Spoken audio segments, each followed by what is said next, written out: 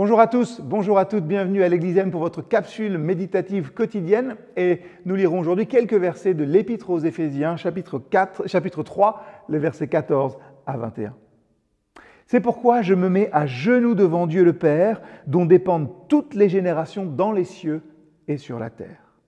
Je lui demande que, selon la richesse de sa gloire, il fortifie votre être intérieur par la puissance de son esprit et que le Christ habite dans vos cœurs par la foi. Je demande que vous soyez enracinés et solidement établis dans l'amour. Ainsi, vous aurez la force de comprendre avec tous ceux qui appartiennent à Dieu combien l'amour du Christ est large et long, haut et profond. Et vous connaîtrez alors son amour, bien qu'il surpasse toute connaissance. Vous serez ainsi comblés de toute la plénitude de Dieu.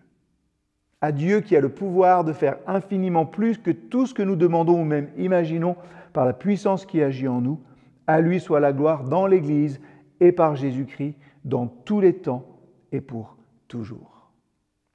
Paul prie ici pour l'Église d'Éphèse et sa prière commence simplement par un temps d'adoration, très largement. Mais ce temps d'adoration est justement le tremplin pour toute l'intercession qui va arriver ensuite. Oui, Dieu le Père est la source et le fondement de la vie. Et ça, on devrait s'en souvenir tous les jours. Parce que finalement, nous passons beaucoup de temps à essayer de respecter les règles que d'autres ont mises en place pour nous. Parfois, elles sont très sages, mais d'autres fois, elles sont tout à fait arbitraires. En tout cas, aucune de ces règles n'est à la hauteur du pouvoir que l'amour de Jésus a pour nous.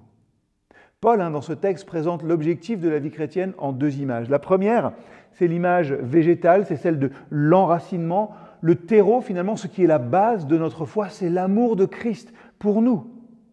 Je viens de le dire, et pour se nourrir de cet amour, pas la peine d'aller chercher bien loin. La méditation quotidienne des Écritures et la prière pour être en relation avec Dieu.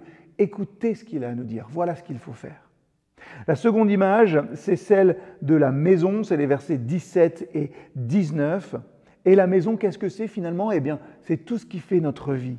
Notre vie est faite pour accueillir, elle est faite pour recevoir la vie du Christ, accueillir les pensées de Jésus, pour justement pouvoir faire changer notre esprit, faire évoluer nos pensées qui sont polluées par le péché, par nos vieux réflexes.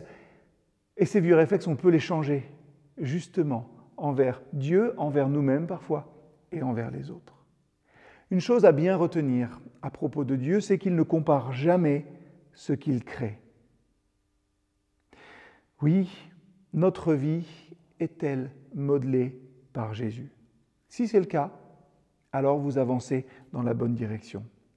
Si votre vie est modelée par quelque chose d'autre, si c'est par le besoin de ressembler peut-être à tous ceux qui sont autour de vous, alors prenez un temps aujourd'hui pour examiner votre vie et examiner la vie de Jésus aussi, et faites de celle-ci la mesure à partir de quoi vous comparez toutes choses.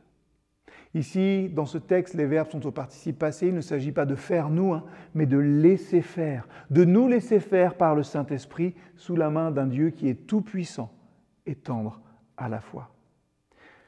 Faites-lui confiance. Tout ce qui vit grandit et se transforme. Et vous aussi.